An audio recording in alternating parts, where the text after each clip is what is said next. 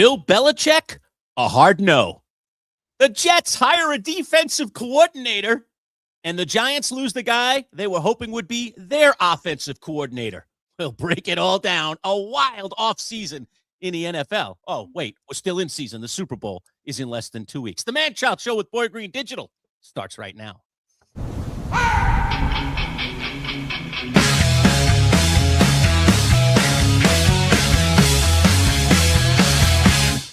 Let's go! It's time for the talk to you. 'Cause when it comes to sport, it's always coming through. And Boy Green is always on the scene. And what they'll always bring to the live segment. So get ready, ready. Get ready, 'cause here they come. All right, welcome aboard, everybody. Manchild Show with Boy Green Digital at MC Show Digital, our YouTube handle. Jump on board, become a subscriber. Just hit that subscribe button. It's absolutely free. It's a lot of fun. All right. Wow. Well, you heard it there in the live open tease there that we do before our live shows. A bit of news. I mean, man, Boy Green, this has been one of the most fascinating, I'll call it off season. We're not officially in the off season. I mean, some teams are finished, so I guess their off season has begun. But we still have a Super Bowl coming up, in a little less than 2 weeks. But my goodness, I mean, the hammer. I mean, the storylines just keep dropping left and right. I feel like there's an anvil above me, and I better, like Wile E. Coyote, get the heck out of there, man, before I get squashed. So let's start with the Bill Belichick thing. Then we'll work our way into the locals. We've got the Jets, the Giants, and the Bills. The Jets, as we just mentioned, breaking news, have hired a defensive coordinator. We'll give you his name in just a second. Boy Green will try to identify who the heck he is. It's definitely not a name that we have been hearing, although recently he did interview with the Jets, so we'll get into that. The Giants, Todd Monken not coming to the Giants. He is now the head coach of the Cleveland Browns. That just broke this morning. And, of course, yesterday, Bill Belichick up for induction into the Hall of Fame, 6 Super Bowl championships as a head coach, throw in another 2 as a coordinator. You'd think with the 8 rings, this guy would be a shoe-in, first ballot guy, but apparently not.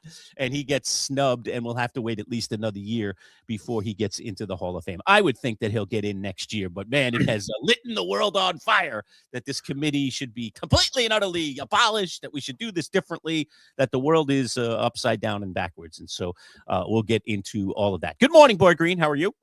I am just overwhelmed right now with breaking news. We get the Cleveland Browns have hired a new head coach. The Jets suddenly, like seconds before our show, hire a defensive coordinator. There's thoughts to be had there. And then obviously the ripple effects everywhere. So yeah, it's again, I keep referencing that comment you made at the end as we're approaching the end of the regular season. I said, oh boy, what are we going to do now for these shows? Well, what do we do during the off season? I just laughed. I laughed then, and I laugh a lot harder now with all this content pouring. And this is Unbelievable. Yeah, unbelievable. That's the word. Let's start with a quick take. We can circle back to the topic, but let's just start with a quick take on Belichick not getting in. What were your initial thoughts? Were you outraged? What were you? I mean, I was in disbelief. I thought he was a shoo-in. Now, there's a piece of the puzzle, maybe I'm wearing the Hall of Fame hat. There's a piece of the puzzle that maybe fans don't understand. The rule change that occurred here is that typically when you play, whether coach or player, you play your final snap 5 years after that point, you're first eligible for the Pro Football Hall of Fame. That's when you're first ballot. Right. Now, they made a recent, that's still the case for players, but there's a recent change to coaches. Now it's 1 year after they change the rules. So like as soon as 1 year later, I'm trying to think of an example. I mean, Belichick, I guess, is the example, but he's coaching right now in college football. But like if Parcells was still here and he retired today on January 28, 2026, a year through the cycle, boom, he's eligible for the Hall of Fame. So I'm going to be honest, I don't love that rule change. So I've heard that's one of the reasons that some voters went against it because they didn't like the change. Like Belichick should have had to wait like everybody else. So to me, that's an interesting plot twist. But no, I mean, as a Jets guy, you're not going to find someone on planet Earth that hates Bill Belichick more than me. I hate Bill Belichick. I hate everything about him. But I respect what he was able to do. And while, yes, every Jets fan in the universe is going to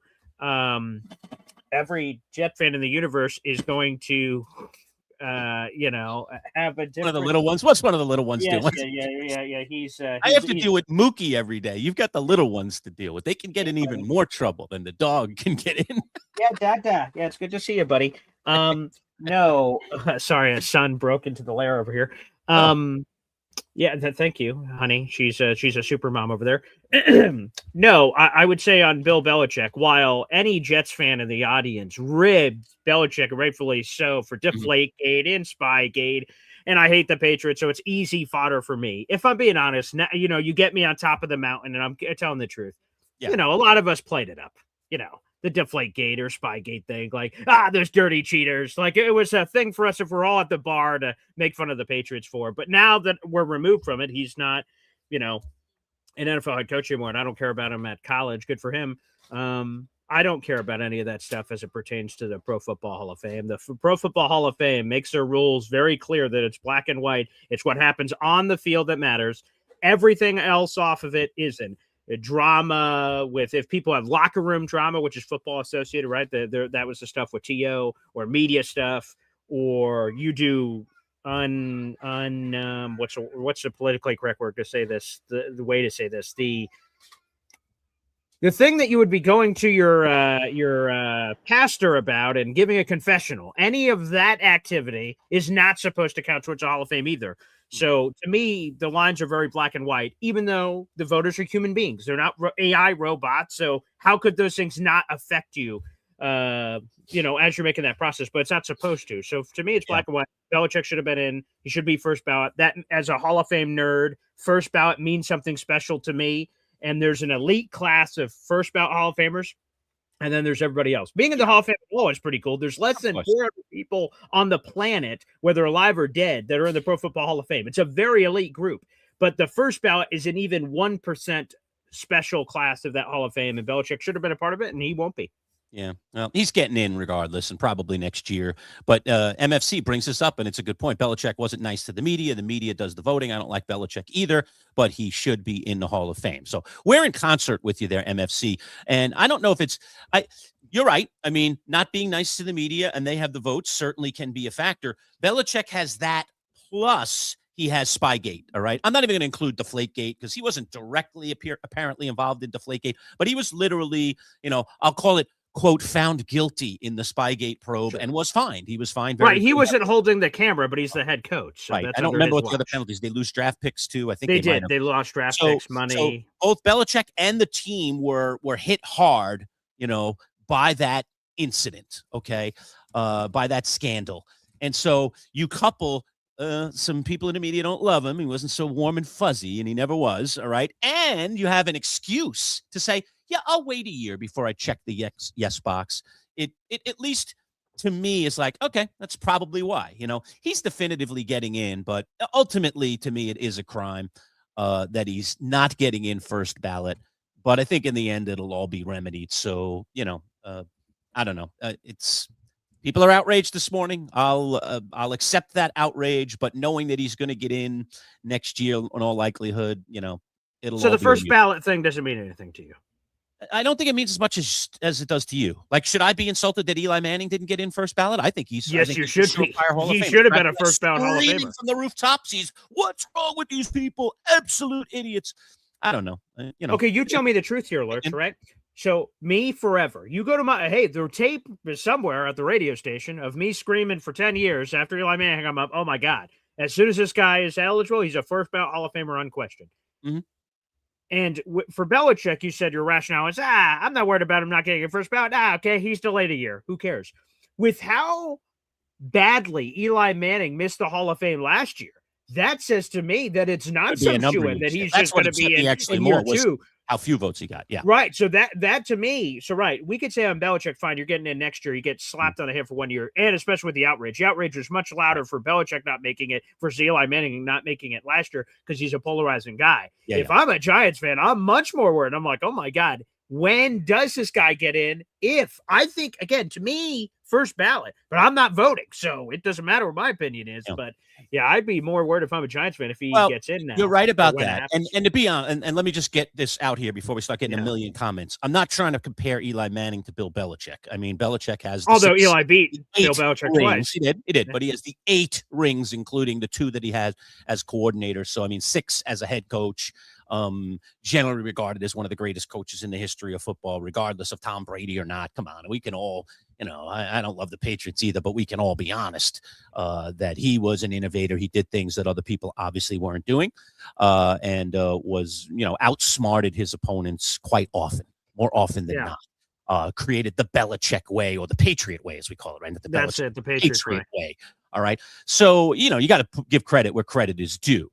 So I'm only making that comparison because I'm a Giants fan, and you asked me, is it a big deal? And I'm like, I don't think I don't stand on the same bully pulpit that you do about this particular issue. And I think, frankly, Boy Green, that's not because it's not an important issue or whatever. I think sometimes some things are more important to some people than others. Of course. You obviously take this Hall of Fame thing in reverence. I have said for a million years, I think the Football Hall of Fame is a joke compared to the Baseball Hall of Fame, because in the Baseball Hall of Fame, it is hard to get in, and you have to be great. You have to be excellent. And they turn away these really good people year in and year out. And you're like, man, how is that guy not a Hall of Famer? In the Football Hall of Fame, it's basically like, come on in. Everybody. There's less than, I challenge that. You said that. Let's bring in a few more this year, yada, yada, yada. We've had this discussion for 10 years. You want to smash it again? Well, I just want it to be known. You have said this for years. So you're consistent. So I'm not saying these are new thoughts. I'm changing my stance. It's much easier to get into football than it is baseball. Period. End of story. Definitely not true. There are less than 400 people on. There are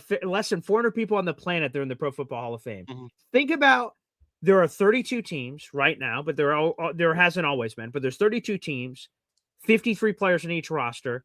Do the math of how long football has been around. For less than 400 people to be in the Hall of Fame versus how many people have ever played this sport, we're talking about an incredibly small percentage of people. It's small.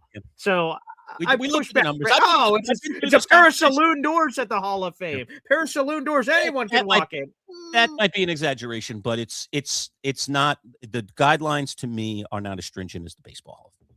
And I think if we really looked at it and studied it, I could convince you. I could unbury the statistics and show you, some of the amazing players in the history of baseball that are still not in the Hall of Fame, those that had to wait forever to get into the Hall of Fame. It feels easier to me. How many do they I don't remember the numbers anymore. We had this discussion so long ago when I looked up all this stuff, but football lets in how many guys each year? Isn't there a particular number? Some of the rules have changed a little bit. Right, because there's Yeah. So long story short, you can have between like 5 and 8 candidates. There's a senior thing now. There's a special contributor. So there's a couple other rule changes that happen, but it's sort of like a little less than 10 people get in every year.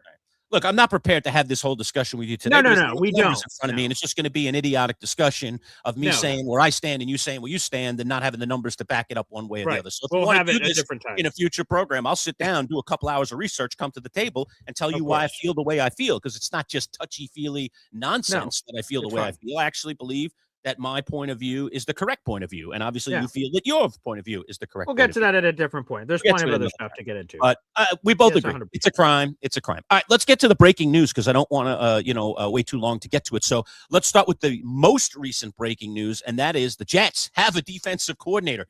You wanted Jim Leonard. You wanted to, your little so on Wink Martindale. Didn't sound like that interview went all that well. Here's your guy. Tell us all about him, Boy Green. Yeah, I'll tell you what I know. Brian Duker is the next defensive coordinator of the Jets. And if any of you are listening in your car or your phone and you go, who in the hell? Pull over. Yeah. Get off the road. Right. Yeah. Who in the hell is this? That's a proper response to have for Brian Duker. Over the last 2 years, he was the pass game coordinator and secondary coach of the Miami Dolphins. He does have a long history with Aaron Glenn that dates back to the Detroit Lions days. So he does know who this person is. He virtually for 3 years, I heard 3 years. Yeah, right. So they have a history. Here's where it gets weird is, so the Jets interviewed 8 people for the job initially, like 2 weeks ago. We saw the list. Of 8. Right. Brian Duker was not on that list of 8. So you figured once they had that list of 8, that was sort of the group they were going to pick. And even the Jets in a press release, when they announced, hey, we just interviewed these 8 people. There was a quote in there in the press release that said, basically, the plan is from these 8, we're going to cut the list down and we'll keep you posted. I'm like, oh, okay. So it's going to be one of these guys. All right, understood. And then it seemed like it was going that way. This week they did in-person interviews. The quote-unquote finalists, right? Wink Martindale, Durante Jones, Chris Harris. These were names that were up for consideration. We're like, okay, wow, okay, we're coming to a decision here, it seems. And over the weekend, Wink Martindale flew in to go speak with the Jets. And the reporting suggested that this wasn't an interview. This was a coronation. Wink Martindale was going to say, hey, here's your office. Hey, here's some nice restaurants in town. Kissing babies, crossing T's, dotting I's. That's how Connor Hughes of SNY reported this Wink Martindale, the Wink Martindale visit from over the weekend. Apparently, did the Jets, by the way, borrow Steve Tish's private jet to go pick up? I'm unaware of that. Bring him in. I don't think that. I'm unaware of those details. And Wink, no. And long story short, Wink doesn't get the job, obviously, initially, and then days go by. What the hell's going on here? And then yesterday, the Jets interviewed this guy on their screen, Brian Duker. And you're like, wait a second, a virtual interview with another candidate. Is the search back open? What the hell's going on here? And so now he's the guy. So what this really means. Yeah, you and I were already talking about this. This is what it really means. Go ahead. Yeah. And the truth of the matter is Brian Duker, I'm sure, is he's going to get a defensive coordinator paycheck. Good for him. That's probably good money. But this means to me, hello, defensive coordinator Aaron Glenn. He is going back. And yes. I believe he will be calling plays. Nothing's official yet. In terms, it is official. They've hired him from Tom Pelissero. He's a well-respected journalist. I mean, the Jets haven't announced it yet, and I'll keep an eye on my phone because statements and other things are going to come out from the Jets to make that official. But I would imagine shortly thereafter, AG is not set to speak officially for a month unless they do a press conference going on this. He is going to call plays. And to me, I will say this. Now, is he calling plays because he couldn't get someone decent for the job? Yeah, maybe.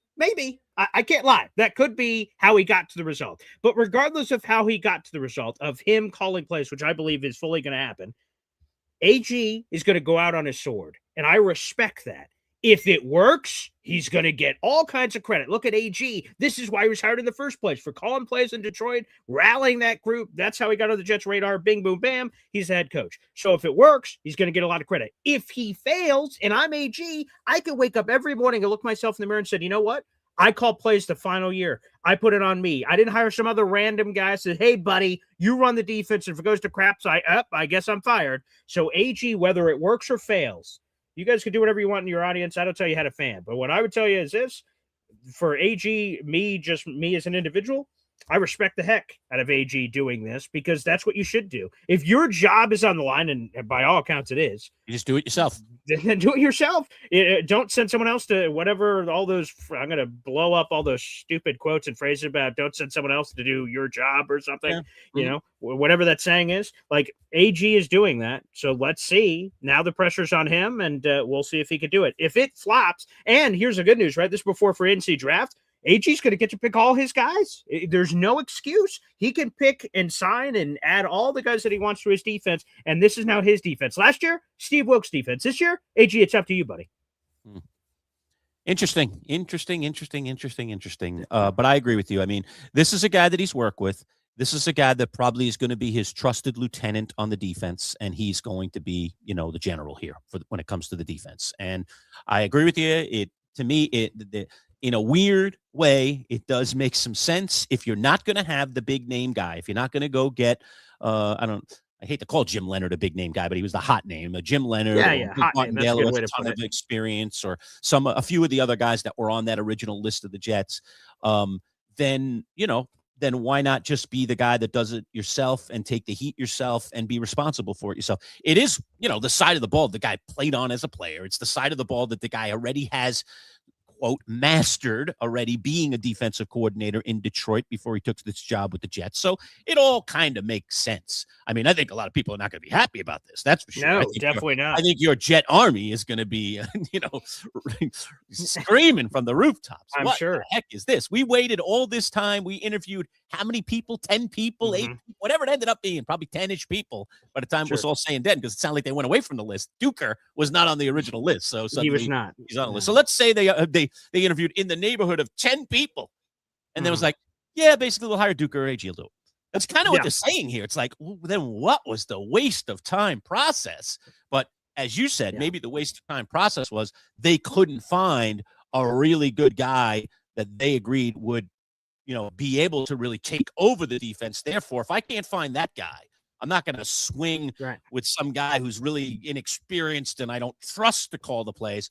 I'll just get a trusted lieutenant. He'll do all the things that I need done when I'm working over here with the offense or the special teams. All right. Meanwhile, when we get into games, I'll be calling those defensive plays. I'll be talking directly to that defense. I'll be the guy that's monitoring that side of the ball more so. And we've seen this in the NFL before, whether it be on the offensive side or the defensive side. So we're going to see it again, and we're going to find out if he fails or succeeds. That's simple. Yeah, and I would just add this on to the mix here that, and oh my goodness, I think before I even get to that, Lurch, for the first time, we have memberships being gifted on our channel. 5 Manchild Show with Boy Green digital memberships were just gifted, Lurch. Wow. Mama, there you go, baby. So Lurch, so you tell me, because this is a new world on my channel. We play draft times. What do we play on this show when we get memberships gifted? We have to announce it too. We need a sounder, right? We need a sounder. Yeah, of course. You need something. I do draft times on my channel. What are you doing on this one? This is a first, and we didn't even get to announce what this is all about. So, wow, we've got some stuff to explain here. Lurch, do you want to start with that? Yeah, I mean, the reason we didn't announce, because we are in a position now to offer memberships, and we have devised an entire plan and had the plan literally in place. But we are dealing with some paperwork issues behind the scenes that no one would know about other than us and the folks at YouTube. And I was under the impression that we couldn't flip the switch yet, but apparently number one Austrian Jets fan has outed us. Essentially, we've been outed on the air, Boy Green, in a good way. In a good way. Yes. Yeah. So I guess I gotta get to the bottom of this with the YouTube people, which is never easy, man. It's a lot of robot responses and prompts and watching videos to try and get to the bottom of it. But Lurch, I have a lot of sounders available. I guess you got to tell me. Do it. Just better. What's the proper thing to do here for this? Gosh, I don't know. I mean, man, this is uncharted territory. Of course. I don't want to have something be out there and then have it pulled from underneath the rug from underneath. And I don't think it will in this case, especially if YouTube allowed it to happen. So I'm scratching my head. I don't know. You decide what direction we want to go here. Well, no, the only thing is, Lurch, if you can figure it out, the thing you'd want to do is figure out. Well, not even that, just in general, just to figure out what you want. So here are the 5 new members, because more memberships are being gifted. MFC is now jumping on the screen. Yes. Yeah. So here are the 5 new members from Austrian Jet Fan. Again, we have levels now to the Manchild Show with Boy Green Digital, a new world. R&R for Fun, Sir Luca, Michael Palermo, Mike Rubino, DNY for Life, a.k.a. Devin. You guys are all now members to our new membership group that we've just created. Again, more details to come here. And I see MFC has joined in as well. He gifted a membership, and that membership went to Donna. So, Lurch, but the thing we need to figure out immediately right now is not all the behind-the-scenes stuff that no one knows about, is what sound do we play as memberships are being gifted? Okay. I play draft time, so what do you want to do that? We have a lot of sounds here. We need to figure this out. Oh, boy. Yeah. We've used a lot of sounds over the years, of course. Yeah, in our radio days. And what would be a really good one? And then again, whatever you pick, this is going to be played a lot, I hope. Yeah, maybe something that has a little nostalgia with us. Okay, all right. Wow, I mean, you really put me on the spot here, man. I didn't know memberships are going to be gifted on this show. It's a good first world problem, man. I mean, this is too long, but I'll just play a snippet of this. But this is a great prior sounder. Happy birthday, Manchild. You made my birthday, Mike. Happy birthday to you. Happy birthday, dear Manchild. Well, it's not my birthday, so I'll and that'd be very Mike confusing. Tyson, the boxer, singing "Happy Birthday" to the man. It's a cool story, but it's way too long for us. Yeah, way too long. We need like a poppy, something pop. Right? Like my draft time is like 7 seconds. Or 5 seconds, maybe. I don't know. So, you tell me. And, we've jumped into this world now. Boy, oh, boy. Wow. What am I going to do here? Yeah, I don't know. There's a lot of sounds there, so you tell me, Lurch, I need a good sound, something. Yeah, of course. Something that we could play over and over and over. And that you would be annoyed by it, that it would be, sort of meaningful. Yeah. I mean, I think we really need to cook up something special for Oh, this. so not even something that we currently have? Yeah, I was already Wow, thinking okay. about that Okay. literally this morning, and then we had our little behind the scenes hiccup, and I was like, looks like we got to wait before we can do this because I'm having a little hiccup behind the scenes with the YouTube world, Okay. and so I didn't think YouTube would say, "Oh, go ahead, click here, and you can become a member yet," which is why we haven't talked about the Of memberships yet. course, but now it is, so. But now it is, so it's on us. So I guess we're outed. Like we were outed essentially before we were Old ever out. Yank saying an NFL theme or something fun. So Raiders theme, that could be. Wait, we have that available. So that would make sense. Just play a little bit of that. Although Little we get autumn the autumn winds. wind for the No. NFL, Yeah, so no, like we no play that autumn winds. already. Yeah, I love it. It's Uh, classic, but oh, what no. about this, Lurch? How about this? You're the best around. Nothing's gonna ever keep you down. It's sort of poppy, quick. It's a celebration. We're celebrating that people are joining the group. All right, I'll tell you what. I will agree For to now. play that little Karate Kid thing temporarily, but I want to come Okay. up with Okay, with sure. something I'm on there. totally fine with that. So I need to get in a little bit of a think tank. I would like for it Okay. to be something that makes a ton of sense. Okay. Right. But for the time being, let's Okay. just do that. So For the sake of not sitting here for 20 minutes trying to figure out what the heck we're going to do. okay, so first off, that one was for Austrian, and this one. You're the best around. Nothing's gonna ever keep you down. Again, I want to give a big thank you to MFC and Austrian. I know we have a lot of weird stuff going on behind the First scenes. in the door. It is both of you, so we will put you down. And Lurch, we should, if you have a notebook by you, write these two names down because it will be important later. Yeah, hold on a second. Yeah, let me. All right, stand by a second. I'm gonna just shut my camera down for a quick sec. All right. Stand by. Okay, great. Okay, so what we're going to do is Austrian and MFC. You don't even know this, but you guys have just both entered something very special for doing what you did. We'll explain that later. So yes, if you gift any memberships here on the channel, we have something special cooking here for the first couple of you that gift memberships or join yourself. So MFC, you're on the list, and Austrian, you're on the list. So Lurch, if you have a notebook over there, write down Austrian and MFC. All right, so I'm writing it down. Okay, Austrian. Number one Austrian Jet fan and MFC. Put them on the list, and anyone else that gifts will enter this list, but we'll have to quickly determine how many people are on this list. But So you and I behind the scenes. Now we're getting Yeah. out on the air here, so we're just going to have to just unfold it here, and I'll have to clean up the mess later with YouTube. Okay, so I said to you off air when we were going to announce this, which we haven't yet, and now, like I said, we've been outed on the air because it is available, and you can again, in all a of you good way. can This is a sit good there. thing, people. Yeah, this is a good thing. It's a good thing. All right, so but I said to you, the first 5. Now we have 2 already: Austrian Jets fan and MFC. All right. They didn't know that before they clicked that button, but guess what? By clicking that button, they have gotten a free prize, courtesy of the Manchild Show with Boy Green. Okay. Yes. So the free prize is this beautiful pint glass. Okay, here, let me go full screen for you, Lurch. You can go full screen with that beautiful Manchild Show with Boy Green digital logo. All right. So I will be tracking you guys down and sending you out one of these pint glasses on us that you can now drink your beverages from, whether it's an alcoholic beverage or a pop beverage or whatever it is that you drink. You can do that. Now, one of the things that you get to do when you can create, your little, I'll call it our VIP clubs. Okay. Yeah. Our little, connected, like Boy Green has the coffee club. All right. Yeah. So Boy Green and I have been talking for weeks about what are we going to call our club? What is our club going to be? All right. Yeah. And so again, because we have a long history together, hey, let's think about things that we've done in the past and something that makes some sense, so on and so forth. And so we circled back to this really cool thing that I had come up with a number of years ago in our fantasy football league. And that was to play off of the Seattle Seahawks 12th man thing, right? They call their fans the 12th man, one of the loudest places you'll ever play football in. All right. We just saw that this past weekend. All right. They called their fans the 12th man.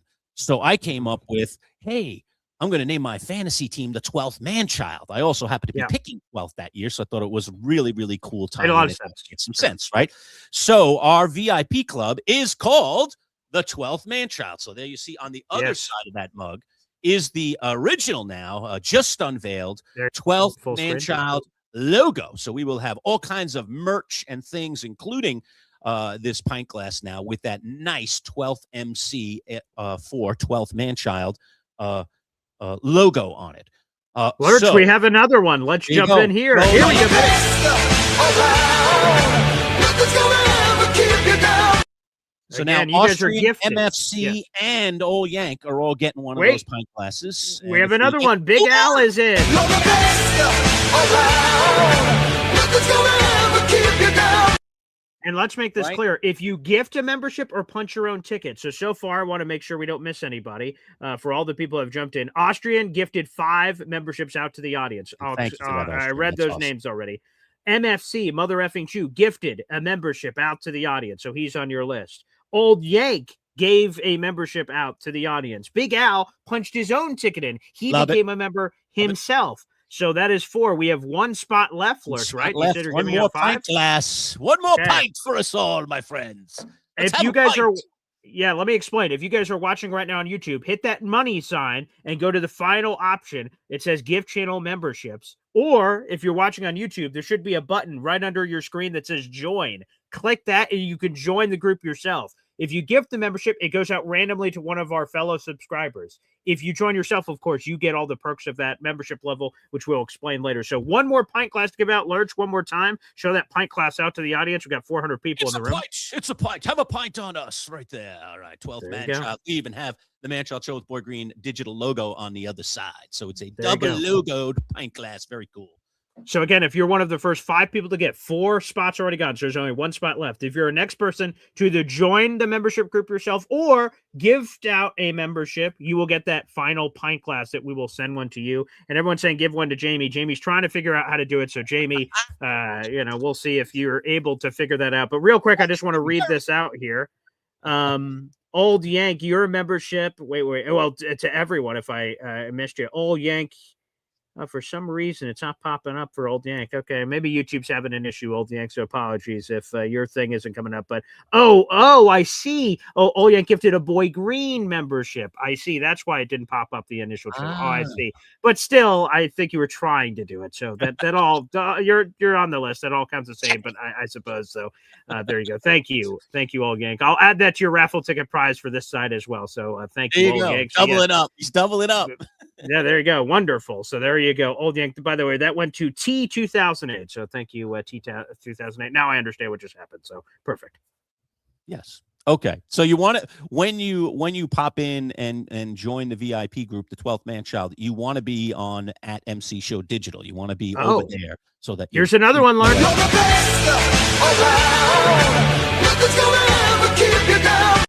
MFC, after gifting a membership to the audience, has now gifted himself a 12th Manchild. So there you go. Nice job, MFC. Does that mean he gets 2 pint glasses? What do I do Good there? How do I question. I'm not handle sure. that? Yeah, we'll have to asterisk. Maybe give him another gift. You have all those items you're giving away. Maybe throw that in the glass. I'm not sure. But All right, yeah, maybe. MFC, welcome. All right, This is super exciting, everybody. So thank you, everyone that's joined. Again, you may be watching a lot of different ways. This may be confusing. So let me explain. We're streaming live on MC Show Digital, Boy Green's YouTube channel, and Boy Green's Twitter. The MC Show Digital YouTube channel that just surpassed over 500 subscribers this week now has YouTube membership levels that you guys could join. There's 3 levels and more explanations and details to come on that because Manchild's in an octagon battle with YouTube right now. So we'll keep you posted on all that. But you guys are able to become members. And again, the first 5 members of the MC Show Digital side of things. Again, so you have to be on the MC Show Digital YouTube channel, which I'll throw up on the screen, by the way. Right there. It's that link. So if you're watching on my YouTube channel right now, you're like, oh, geez, how do I get over there? Right there. And then subscribe to the channel and join the membership group down there, which is awesome. So a lot happening here, Lurch. A lot happening. Some good surprises. Yeah, good surprises, man. I'm going to have to clean up this mess with YouTube now. Oh, my God. Yeah. So it's crazy. And if so, MFC says he wants to give his glass to Hep. So again, a lot to be figured out there. All right. Okay. I'm gonna jot that down. All right. So Okay. MFC's So via Hep. MFC. All right. We'll take care of that. So anyone, so I guess even if you gift it for yourself, right? Fantastic. All right. So thanks, MFC. Thanks, Old Yank. Thanks, Big Al, for jumping in. Thanks, number 1 Austrian, for jumping in. All of you are getting some pints, baby. Sending some pints out to you. Fantastic. Exciting. Get it together. Pint it up. Look forward to it, man. Beautiful. As long as it's afternoon, I'm good. I'm good to drink. 5 o'clock somewhere. Once it gets to 12, I only got to wait another 25 minutes. I can bust open a pint. Remember the days where you couldn't get alcohol like in the mornings? Like right, sure. I've gone to certain towns. There's certain days that are blocked out too. So there's a lot. You can't even buy out. You couldn't buy alcohol until a certain time in the morning. I don't remember when it was. If it was 11 a.m. or 11:30 or something, you couldn't even go and buy a case of beer. Now you can get it whatever the heck you want. Yeah. But back in the day, there were rules about these things. Dare I say? Sure. So, anyway, all right. Well, that's awesome. So super awesome that this whole can of worms has been opened up, and we'll go through the process of explaining to you how our 12th Manchild VIP situation is going to work. We've got a couple of cool levels that we built, so we'll talk to you about the levels and why you might want to be at level 1, level 2, level 3. We have 3 levels that we built in for this, and there's some really unique things that are built into each level. So we'll talk more about it, hopefully, as I unravel my mess with YouTube. I'm hoping by the time we hit the airwaves next Monday for our live show that maybe we're in a better position to just say, okay, we got this thing, it's locked and loaded, and we're good to go. Otherwise, Manchild's got himself a big mess to clean up. So anyway, not anything for you guys to be concerned or worried about, but we will. Hey, there it is. Old Yank has officially punched his ticket on the side.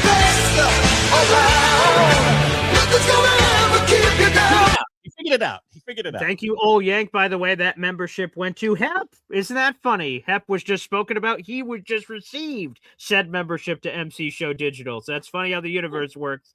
And it's random. Very well liked out there, huh? Everybody loves Hep. No, isn't that weird that this is random who gets these memberships? It's the most active people on our channels are the most likely to receive them, but it's random. And he just received the membership gifted from Old Yank. So Old Yank, you will get a pint glass as well, my friend, if we didn't establish that earlier. So yes, he's on my list. So he's in. He's in. So Hep will get one, Big Al will get one, Old Yank will get one, MFC will get one, and number 1 Austrian will get one. So is that everybody? That's everybody. That's our 5. Okay. We got our 5. There you go. The 5 are in. There you go. Beautiful. Doesn't mean at some point I couldn't give away some more. But right now, I promised you when we launched, people were eligible to essentially click in and help support our channel. And every channel needs the support so that we have resources to do the things that we want to do. We have the resources to go out and get cool items to raffle off, to gift out, to do fun stuff. So that's all part of doing this. So fantastic. Huge thanks to all of those that jumped right in. So thank you. So more giveaways to come, as they say. More to come. Yeah, there's a lot of things to get to. I see we have people coming in and out of the room, so we just have just under 400 people in here. Like the video, hit subscribe. We appreciate you no matter where you're watching. It's no longer breaking news, but in CBW, I see that you said the Jets have a new defensive coordinator, as if we're ignoring it. I want to make sure we're not. We did just talk about it, but to bring it back up. Mugshot one more time. Boy, that thing looks like a mugshot. It does. This is Brian Duker. Hello. Just arrested after a overnight bender. I mean, he's got a rough look to him. He looks, it's very strange. So greetings. This is your new defensive coordinator, Jet fans, and I see we have a lot of questions and comments about it. I'll throw this up first from T, who just got gifted a membership on the Boy Green channel. Thank you, T. How do we feel about Duker as a coach and in general? Again, this is basically, let me just give you the plain Jane history on Duker as it pertains to you guys. He's 36 years old, so he's super young. The last 2 seasons he was with the Jets' rival, the Miami Dolphins, as their pass game coordinator and secondary coach. Prior to his time in Miami, he spent 3 years with the Lions. That's where he crossed over with Aaron Glenn. Duker was the defensive backs coach in 2023, the safeties coach in 2022, and the defensive assistant in 2021. So he exponentially kept rising. So that's a nice little sign there for climbing up. But what I think, again, the real story here is not Brian Duker, with all due respect to Brian Duker. I think the real thing here is that this random guy, I keep saying with all due respect. So I guess if I say it once, it sort of carries over the rest of the conversation. We got it. So Duker is not going to be the play caller, in my opinion. He has no play calling experience in his background, as Rich Samini noted on social media. This means Aaron Glenn is going to call the plays.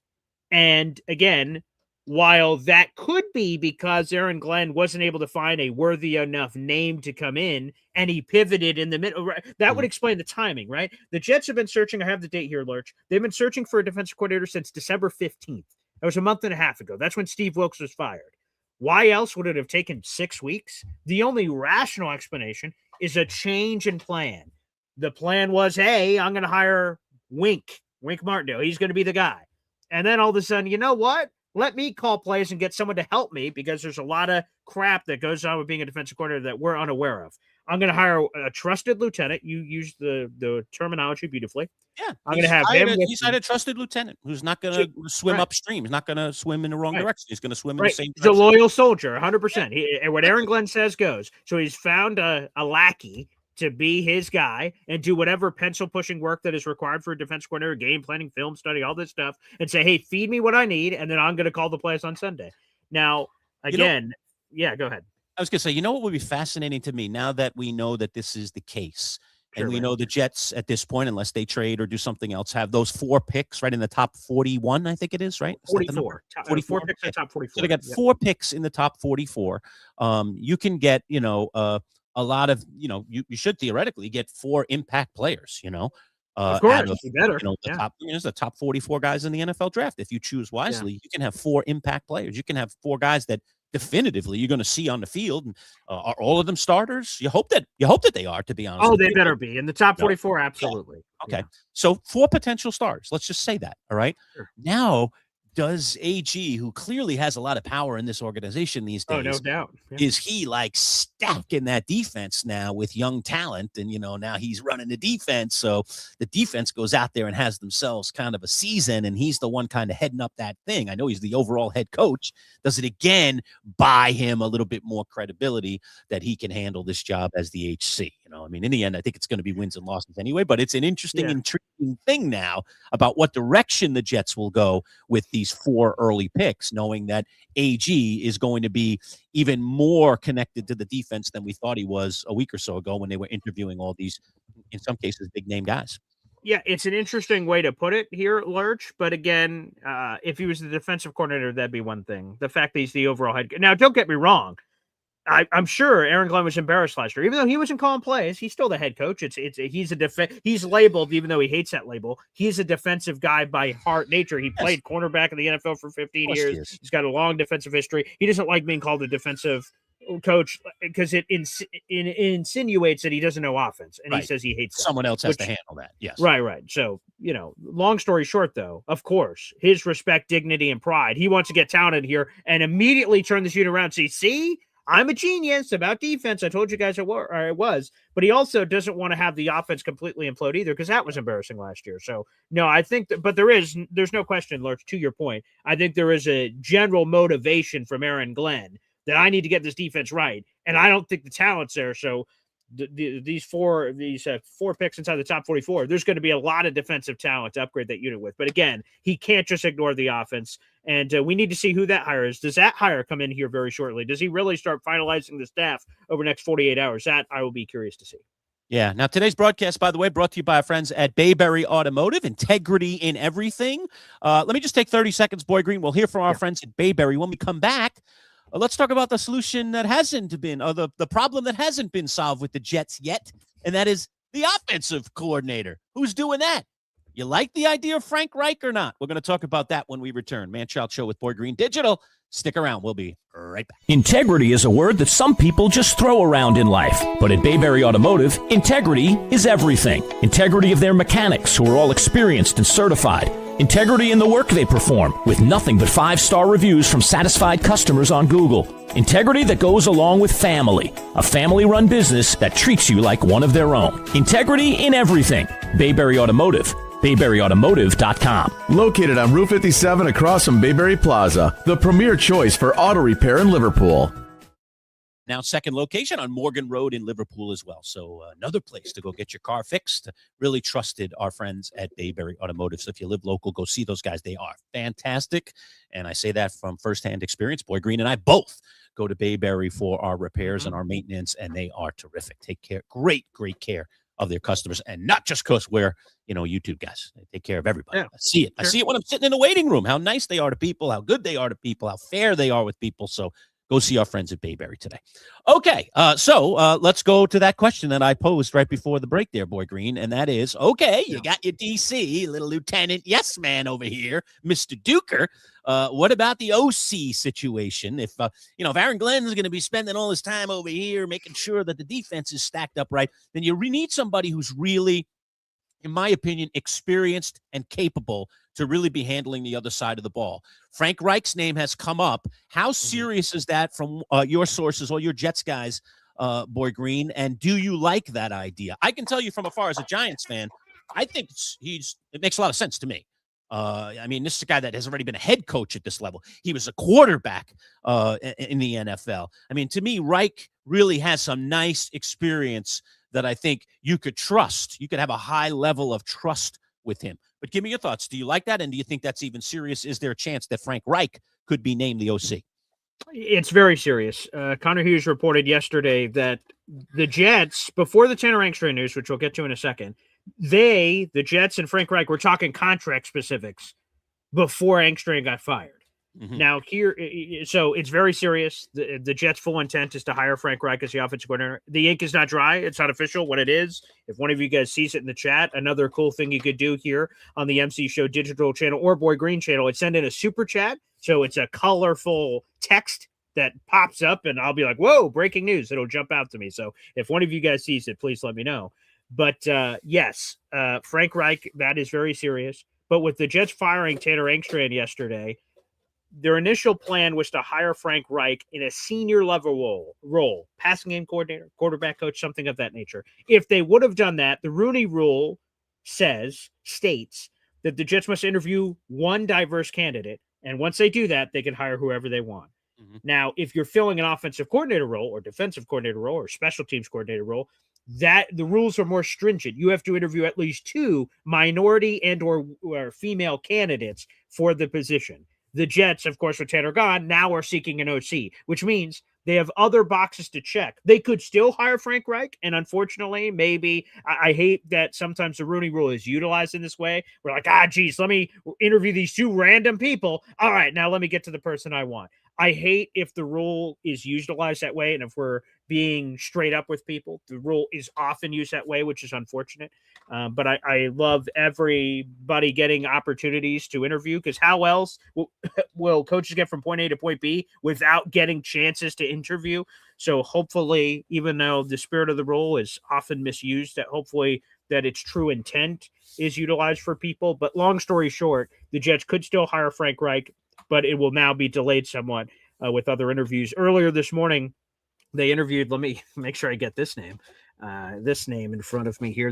The Jets interviewed the Dallas Cowboys tight ends coach. I wrote a story about it this morning, and that just goes to show you I can't even remember his name off the top of it. It's a unique name. His name is Lunda Wells. He is the tight ends coach for the Dallas Cowboys. Now, technically, this could just be a Rooney Rule interview, and according to Zach Rosenblatt of The Athletic, he is not considered a serious candidate. So, unfortunately, it seems like they're checking boxes off the Rooney Rule to get to where they want to go, which would then be Frank Reich.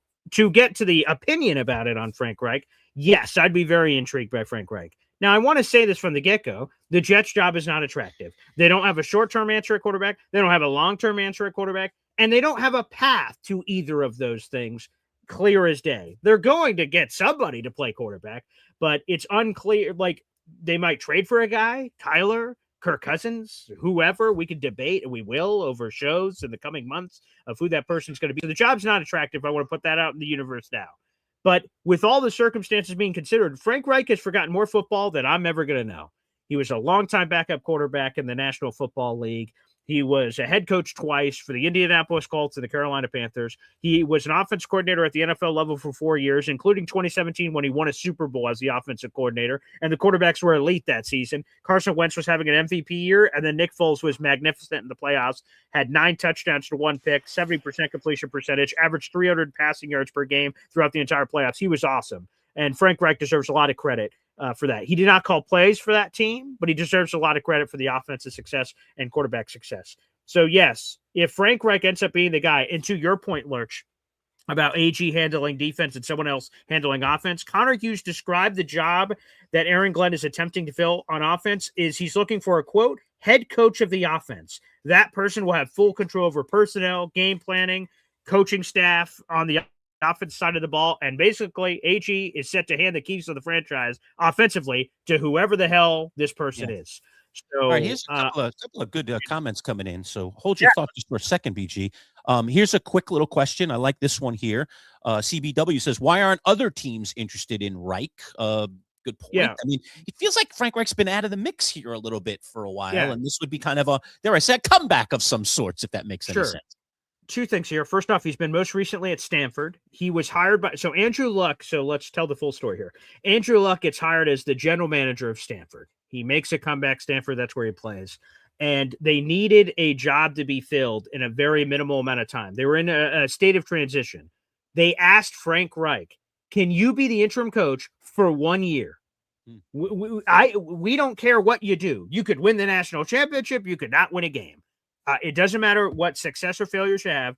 We need a transitional coach to get us through this period of time. Andrew Luck and Frank Reich have a great relationship. So he was the interim coach, and they went like 4-8 or something. And that was actually a pretty good year for Stanford over the last couple of years. So they had a mediocre record during his time there, but whatever. Most recently, so after he did that angel role as a head coach for a year, he's now in an advisor consultant role for Andrew Luck.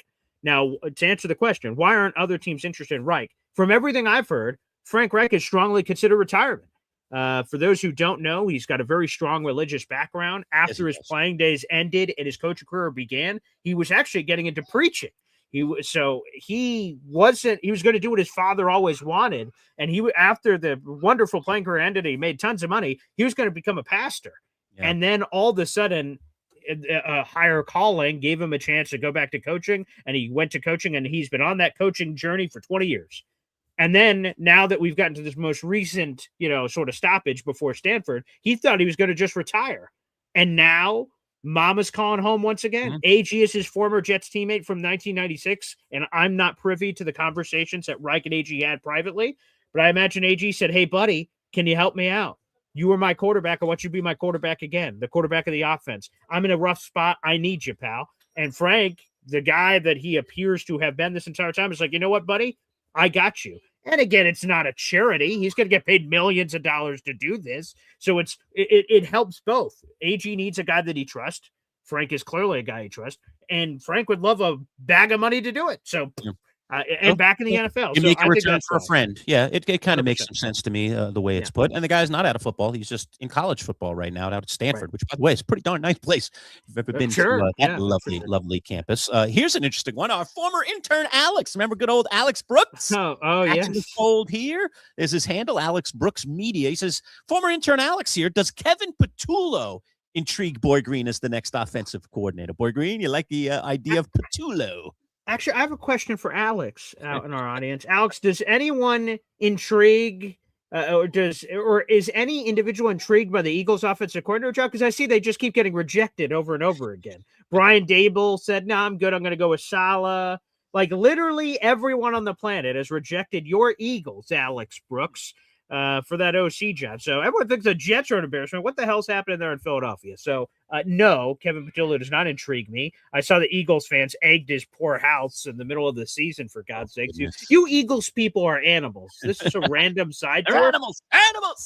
You have won 2 Super Bowls in the last 10 years. 2. And you've gone to 3.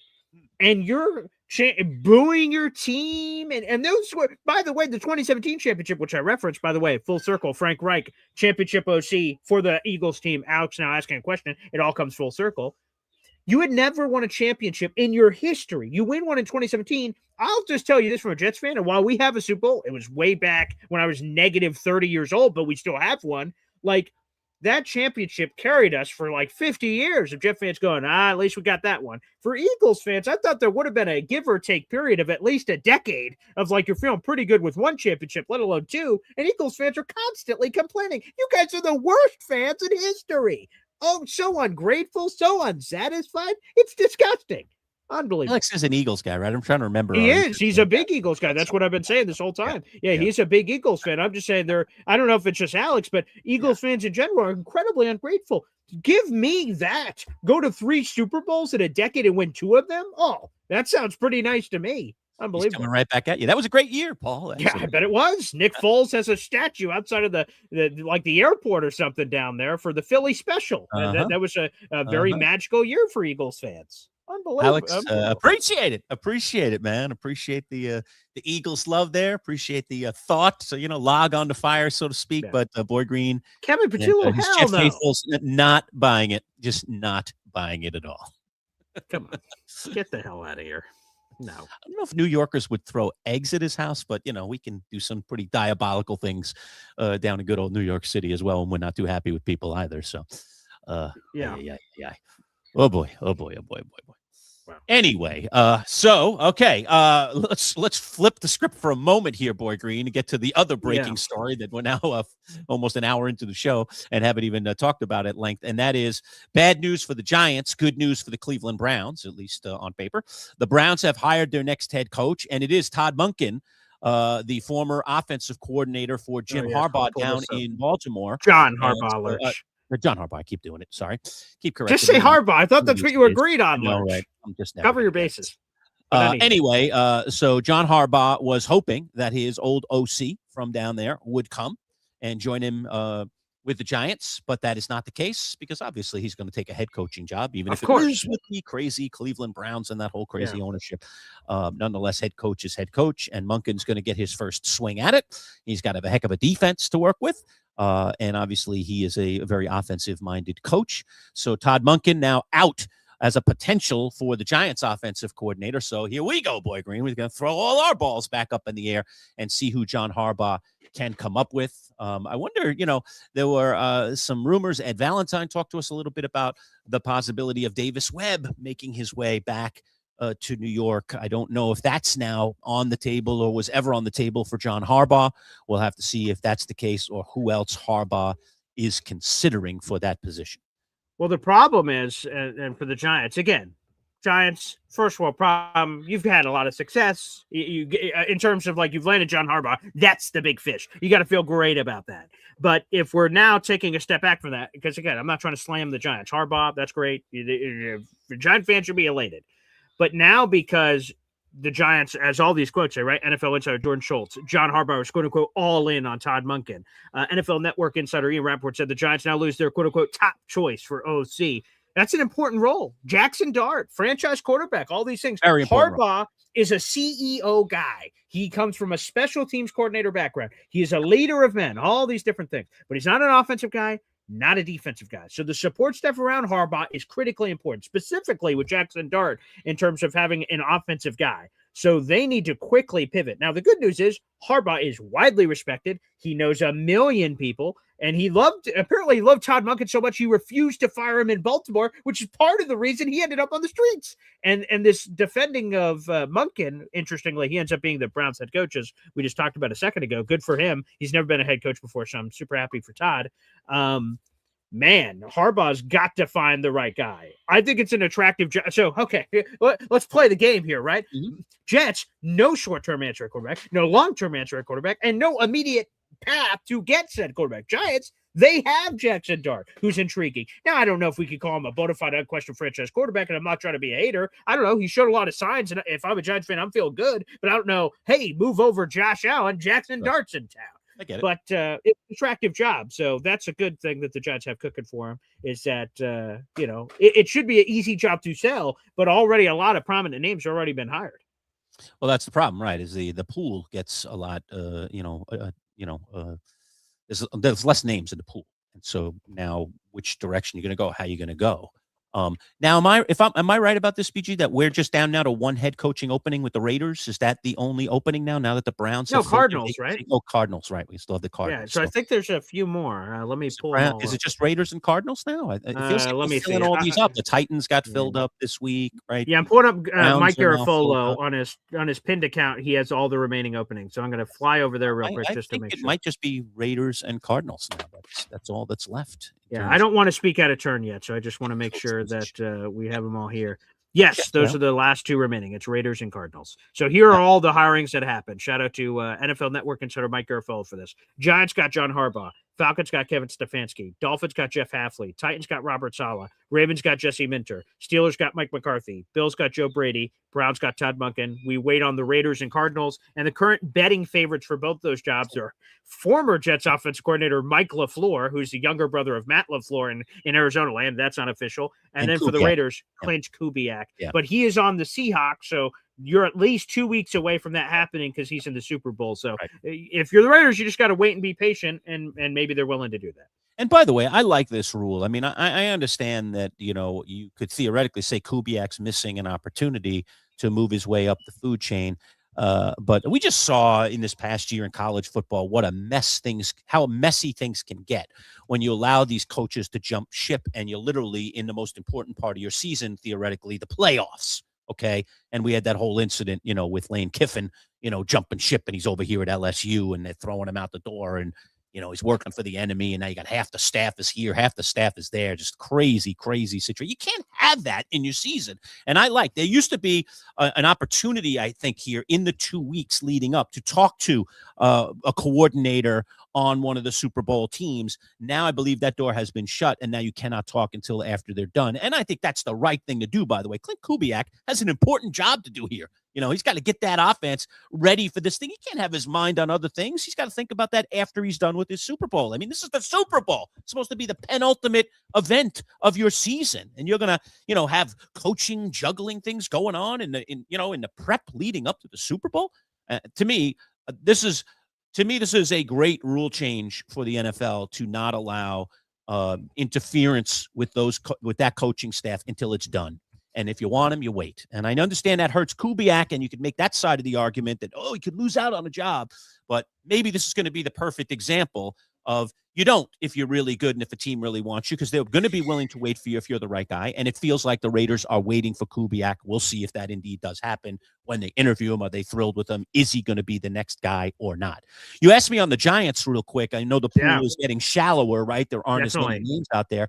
I mean, one name I think I'd be intrigued by, I have no idea if he has any history or connection with John Harbaugh, but Cliff Kingsbury.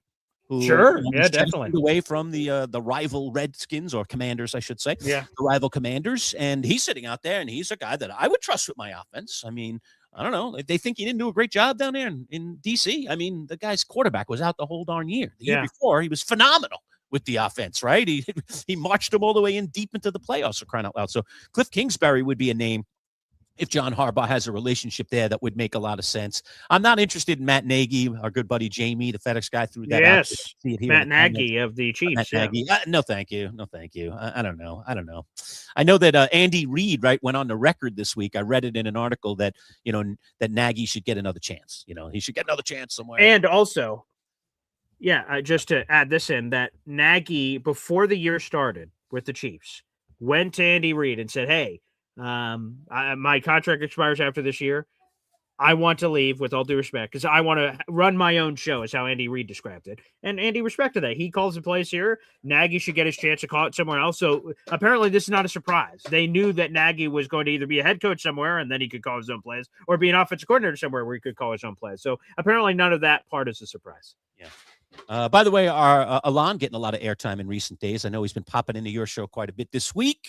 Jimmy, can Boy Green jet mark a virtual hug? What is he talking about here, Boy Green? Yeah, so he's given me some nickname Jet Mark. Sure what he's talking about. He's given me some nickname Jet Mark. I don't know what the Jet Mark nickname means, so he'll have to explain that, I guess. But he calls me this optimistic Jets fan, and I have this hopefulness about me, which he finds cute, apparently. And he believes that now that the Jets have hired, again, this individual, if you're just joining us, Brian Duker, want to make sure I keep getting that right, as the new DC out of nowhere, that I may need a virtual hug for this. But again, I've said it before. Well, all cards on the table, I had no idea who the hell Brian Duker was before 48 hours ago. I did write a full column about him on heavy.com yesterday. Mm-hmm. There's another full column about him now on Heavy on Jets today about his hiring. But I didn't know who he was. But candidly, it's less about him, more about AG. AG's calling his own shot, and we'll see if it works or fails. But it's now under his watch. So that's what he's talking about. Again, I don't know what the Jet Mark, I don't know what that nickname means, but thank you. Yes. Here's this. I'd like to. I know this is a mute point now because it's a done deal. But I actually thought it was fascinating. I wonder if you did. Apparently, the Jets reached out to John Gruden And Gruden did not end up, I guess, interviewing or having a long discussion with the Jets. And I would assume that it would have been for the offensive coordinator job, right? I mean, that's, where he lives and breathes. If he's not going to be a head coach, that's where he lives and breathes. I was like, wow, that would have been quite an interesting situation. And to be honest with you all, I can understand why Chucky, there he is, would say, it's his little nickname, Chucky, why Chucky would say, no, thanks. I'm head coaching material or nothing. But then the other side of it, if I were, dare I say, on John Gruden's team, if I were an advisor to John Gruden, I might say, John, this isn't the worst idea in the world because, if Aaron Glenn goes belly up and you make some good things happen on the offensive side of the ball for the New York Jets, guess where you could find yourself a year from now? Being considered for the head coach of the New York Jets. And it sounds to me like the only thing Gruden wants right now is to get back in that seat. He feels like it was stolen from him and he wants to get back in that seat. And I don't know that it matters all that much what team it's going to be. So he could actually, by maybe taking an interview or maybe even accepting a position with the Jets, put himself potentially in a position. Now, he might look at that job and say, they don't even have a QB right now. They're going to have to try to draft something here. They're going to have to look at the free agency market, whatever it ends up being. And, is there a serviceable guy that we could get that could be a bridge guy? While we potentially either develop a guy this year or wait till next year to go get the quarterback of our dreams. So I don't know, but it would have been intriguing, but maybe not attractive enough for a guy like Gruden. But I think if you want to get out of the morass, right, sometimes you got to do it in steps. You can't just jump back up because, listen, there were a ton of openings this year. What did it end up being, 10? Okay. 10 in total, right. Pillar to really post, doesn't seem like anybody really took the idea of John Gruden all that seriously, that the baggage was too much or he's been away too long or whatever the excuse might be. The fact of the matter is that it doesn't seem like he was close in any of these 10 jobs. So what's your way back in? Well, you get halfway in, and being an OC for somebody like the Jets would be interesting. What do you think about that? Yeah. So that news caught me off guard. Yeah, me too. I was like, what? And again, so this tweet, by the way, let's give credit. Zach Rosenblatt of The Athletic tweeted this out yesterday. Now, I screenshotted this last night. It was at 2 million views. So I can only imagine how many more views this nugget leak, whatever you want to call it, is up to now. Good Lord. Yeah. But I was celebrating my daughter's birthday, which was a couple days ago, but long story short, she didn't want to do all the cake and the presents, and we got her to all do it yesterday. And I get the alert on my phone, John Gruden rejects the Jets. I'm like, no way.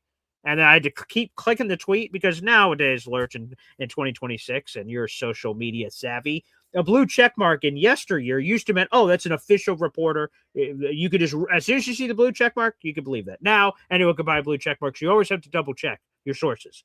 And Zach Rosenblatt, I checked. Yep, it's real. Checked, it's real. Checked, it's real. Because I was in disbelief that this reeks of desperation. If AG is going to John Gruden of all people, and by the way, John Gruden's not a bad coach. That's not what I'm saying. But the fact that he would ask John Gruden to join his staff would just show where he's sort of at right now.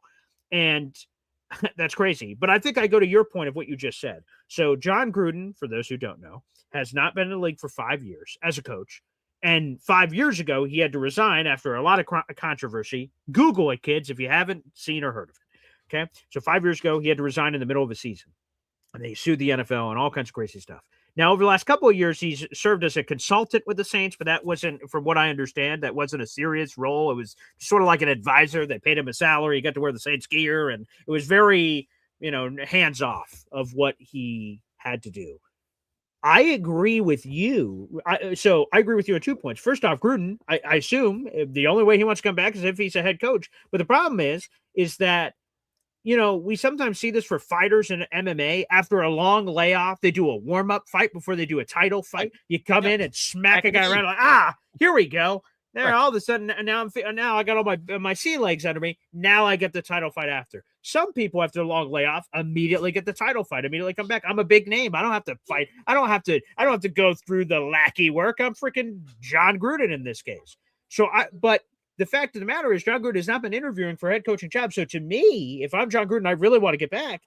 Now, fine. If you don't want to do the Jets, that's fine. I understand the Jets are a little bit of a disaster right now. So if you didn't want to do that, that's fine. But John Gruden, yourself, you need to answer this question for yourself, young man. A young man, he's in his 60s.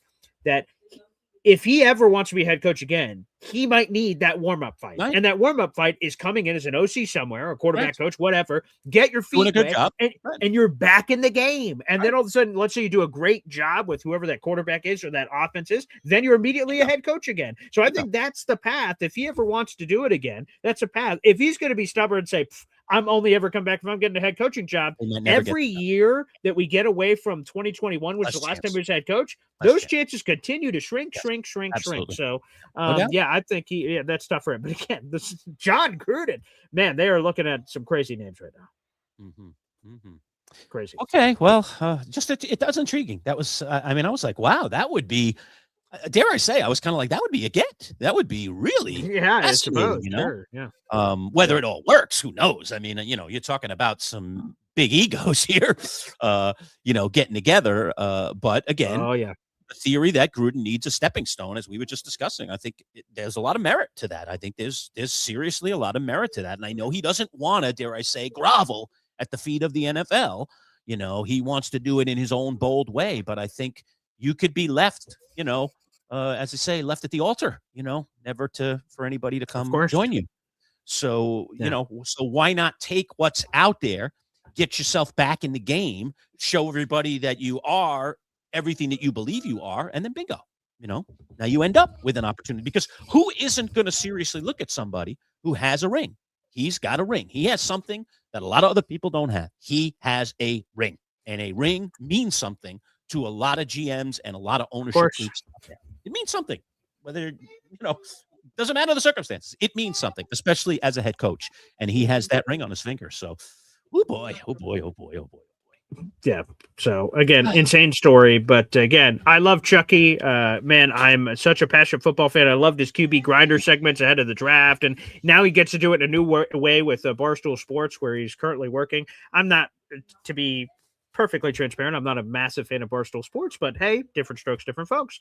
But it's cool that he gets to bring in these I saw what he did with Jackson Dart in like the Barstool office. He has his own like film room in there, and Jackson Dart came in there and did this film study with him and went through cadence and stuff, and it's super cool. And John Gruden is a charismatic guy, so that's awesome. But again, I think if he ever, and here's the thing, right? I don't think Woody Johnson's going to fire Aaron Glenn in the middle of the season, no matter how bad it goes. I think he's only done that once in his 26 years of ownership, and I think it was a mistake with Saleh, and I think he knows that. So that would surprise me. But if John Gruden is on the staff, he might have been the interim coach 4 weeks into the season, and Chucky might have gotten his chance that way too, which would have been crazy. Yeah. So, it is what it is, right? It is what it is. A couple of other quickies here. I'm going to jump over the comments for a minute. Sure. Where was that question I just had? How long has Frank Reich been out of the NFL? I was just taking a quick peek at that to make sure I got it right. So Carolina Panthers as head coach in 2023. And then remember, right before that, he was with the Indianapolis Colts. And then he moved over to Stanford in 2025. So it looks like maybe he took a year off. So more recent than John Gruden. So there you go. That's an interesting much more recent. The guy was just recently a head coach. He just 18 through 23. He was a head coach. So he got 5 years on the job at the top level, the highest level, the level that every coach dreams of getting to. So that's a little bit of history on Reich. So it's not like he's been out of the game, and he's been out at Stanford the past year. So he's been around football. Great one little here. The Brian Duca era begins. The Brian Duca era. Thank you, Nanga Iboko. Love you, buddy. So Jet fans, again, we're just talking this morning about okay. I thought we had breaking news on the Raiders and Cardinals. Nope. Okay, just some buzzing things. So keep me posted if we get any other breaking news. I do want to pivot to one other thing that I do want to hit up here, BG, as we continue to always monitor, because we've just been, every time we've been on the air, it feels like in the last 3 weeks, there's been breaking news in the middle of the show, at the beginning of the show, right before the show. It's been incredible.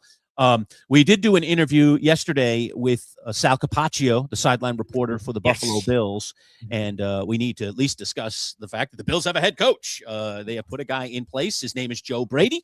Boy Green and I, if you've been watching our channel, know that we were out at Bills camp before the season started this year, and we were hanging with Joe. Joe did a little presser and we get to Mhm. throw some questions at him. We mentioned in our show the other day that Boy Green actually dared to ask the question boldly as eyes were rolled and Oh, other yes. regular Buffalo media people looked over and snarled at him.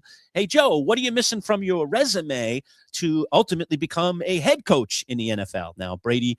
So lay it on me real quick, Lurch. Yeah. So you be honest. You've been a media guy way longer than I've Mhm. even been thinking about it. TV, everything else. You've been in these presser situations before. I have as well. That would just to clarify. That's not the first time I've ever been at a presser. But you Right. tell me on that question being asked, fair, foul, because like basically you guys can go watch the clip because it's on social media. Yeah. But he says, well, with all due respect, and then like totally like says like, yeah, I'm not answering that question. Basically, Well, I think what happened there okay. is So give it I to me think, again, straight. it's time, Yeah. place, circumstance. All right. Okay. So I would have absolutely predicted his answer be exactly Yeah. what his answer was. Yeah. If you had told me beforehand, hey, Lurch, I'm going to ask this question. What do you think he's going to Yeah. say? I'm say, Yeah. I'll tell you exactly what he's going to say. And I think I pretty much would have nailed it. All right. Yeah. The reason is we are at training camp. They are getting ready for their season. Joe Brady is the OC. His coach is probably nearby waiting to address the media next. I mean, and he doesn't want even one reporter in that room. And if he answered the question in a different way, maybe he's got 5 reporters in that room that decide they're going to write a little story about Joe Brady's, ambition to be Yeah. a head coach in the NFL. And suddenly he has a story or stories out there that he doesn't want out there, especially rolling into camp. After all, this isn't about him right now. This is at camp time. This is about the Buffalo Bills getting ready for the season and chasing a ring and getting to Super Bowl and so on and so forth. So it's almost like it takes away from the greater thing by him even answering the question in any way. There's almost like, dare I say, a selfish nature to it to say like, well, actually, I think I've done enough, and I hope someday some team, sees that I'm worthy, so on and so forth. But in the meantime, I'm here to be the Buffalo Bills. I mean, he could have given you a little bit. He could have given you a nugget. But what about me? I'm not Was the surprised question you. was the question out of place? Was that out of line for me to ask that question?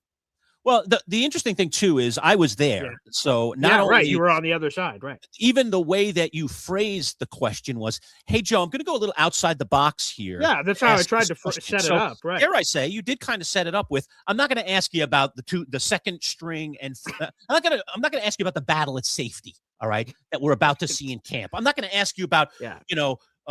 is this guy going to make the roster on the defensive line? Yeah. Tell me about, how you're going to, be more innovative with the offense this year, Joe. Like the questions that you typically get in training camp. in these settings. It's all about like, where's the team going? Tell us about the battle over here. And by the way, that's what all the beat guys who are basically in that scrum that we were in are there for. They're all regular Buffalo guys, and there's always a few people from a little bit outside the market. We're not that far away, but people from a little bit further away that come in for a day and want to ask some of their questions, dare I say. Sure. So I think, number one, the reaction you got from the media was just like, come on, we're here to ask about the second string. Oh, yeah, they hated that I asked that situation. question. You're taking up our time here with your, your highfalutin ideas that this guy's going to be a head coach at some point, pal. Listen, shut up. We got ourselves a head coach. Get the hell out of here. So that was kind of the reaction. Oh, I got those looks. Not good. And I think that was, again, overreaction. I think that's really overreaction. That's just being a little hypersensitive to their situation. So I mean, I don't think the question was out of line, but I think the answer was predictable. That's how I would label it. Okay. Yeah, because like to me, he can answer it however he wants. Of course, us as media members, we hope for a juicy answer because then I would have been the guy that asked it. We'd get it on our own MC Show digital stuff, which is great. But, he can answer it however he wants. But I was curious your response as a media guy to that question being asked. Because, again, the rest of the room, you're never going to see this because my camera, when I recorded me asking the question, was on him. And I've just had it on my phone forever. I'm like, do I still have that clip in my phone when Joe Brady got hired 6 months later as a head coach? I'm like, oh, my God, here it is. Great. But I looked after I asked it. I was making eye contact with Joe. And I just sort of saw my peripheral, people with their arms crossed, a little bit of head shaking, and then glaring. I'm pretty sure I still have it on my phone because I don't think I dumped any of the Bill stuff. Oh, you have the media reaction?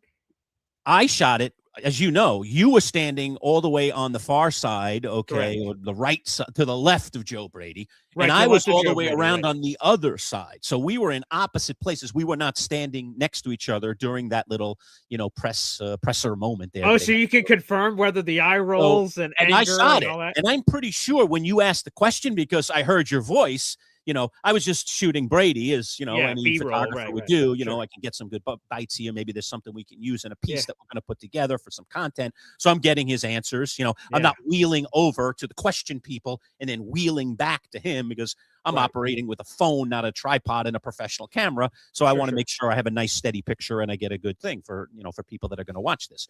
So I'm on Brady, but I hear your voice. And of course, because I know it's you, I swing right over to you because Yeah. I want to get you asking the question. This is us at camp. We're not there that Yeah, often. yeah. Let me Sure. capture this moment. It could be cool. And I just don't remember how long I stayed on you before I Okay. swung back to Brady for the answer. So Oh, I did I get see. some of Right, that, right.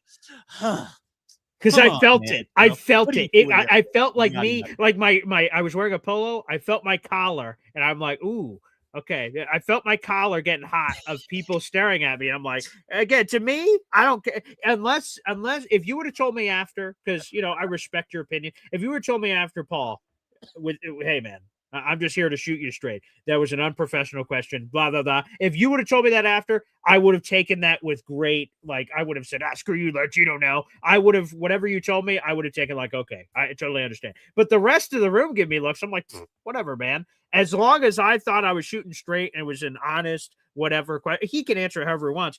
If they would have looked at me, I wouldn't have cared. But if you would have told me after, that was a little dicey, pal, I would have heeded your word.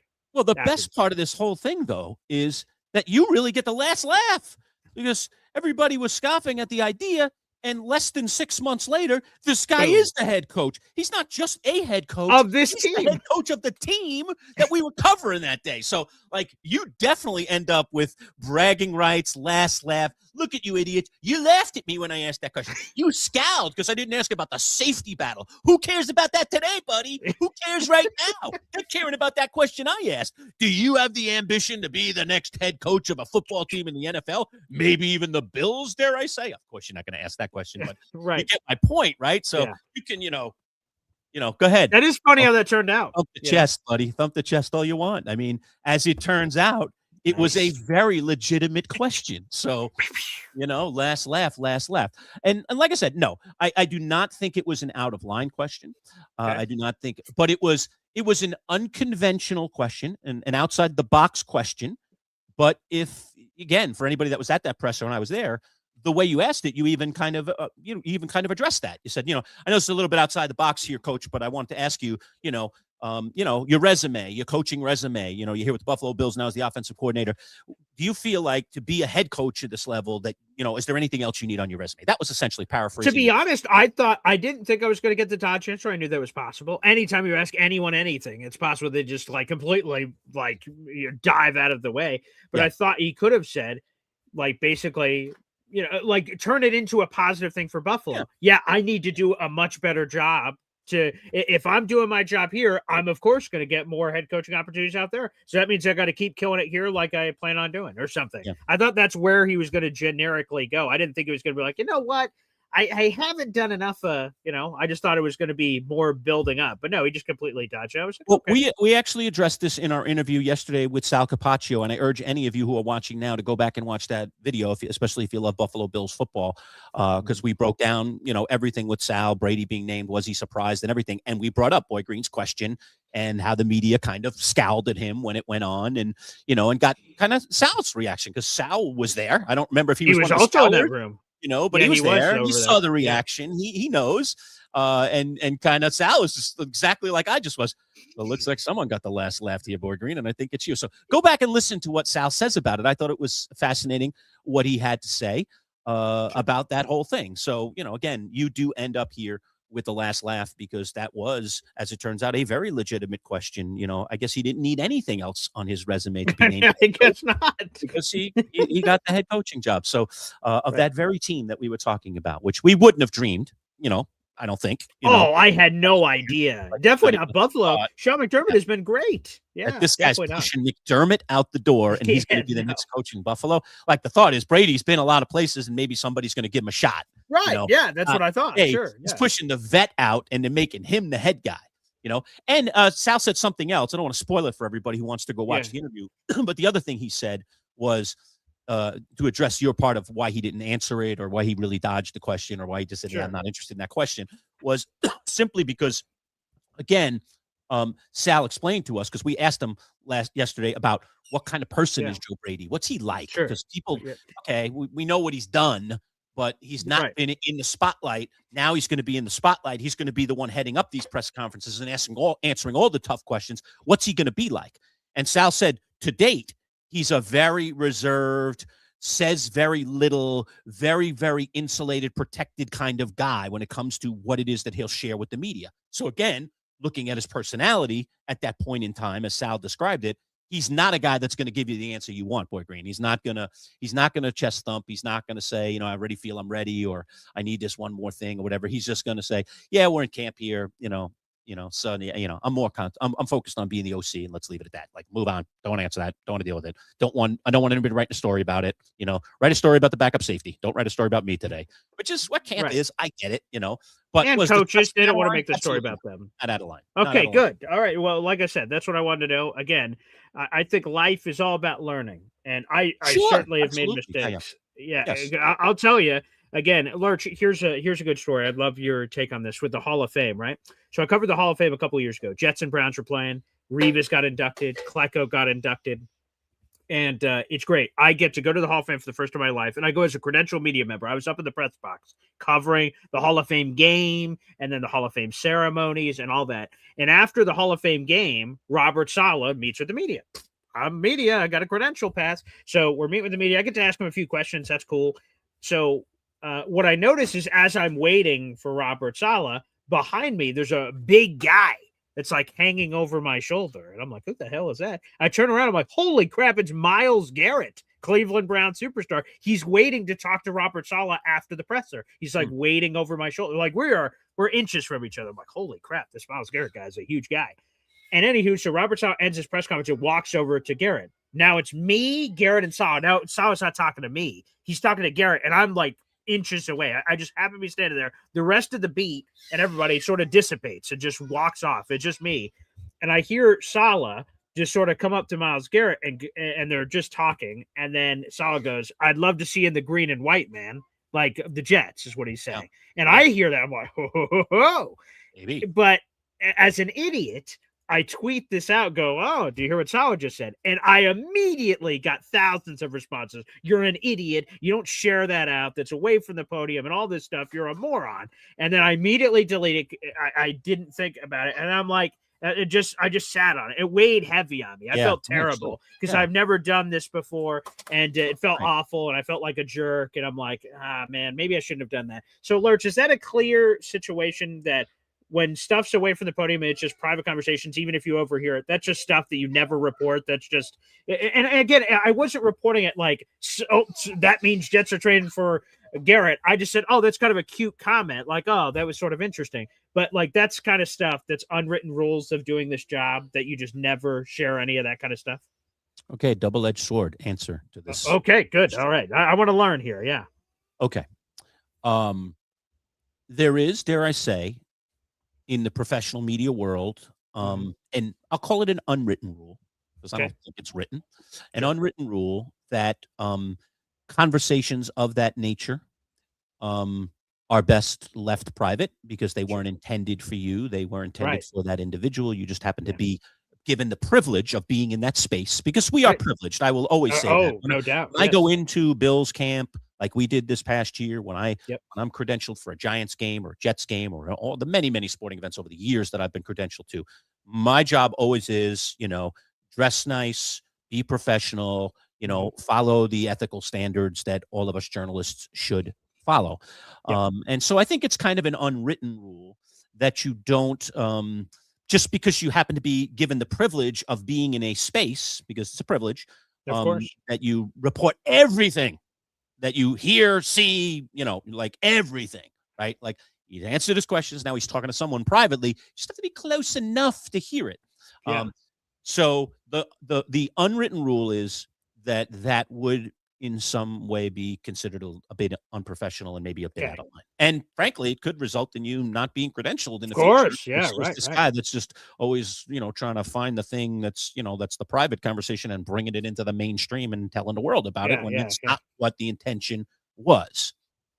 But, okay, here's the double-edged part of it. All right. Let's just say you're not Boy Green Daily guy. Yeah. Okay. You're not the Score 1260 guy like you used to be. All right. And you are TMZ. Oh, my. How do you think TMZ handles that situation? Are you kidding me? I mean, they're getting a picture of it. They're trying to get the conversations. They're still rolling their recorder, okay, while everyone's still mulling around that room. Hey, Salah's still in the room. Let me get a little closer and put my little boom mic over here. Let's find out what they're up to. And running that story, especially if it's something salacious, like on the news tonight is the headline. Robert Saleh, says blah, blah, blah.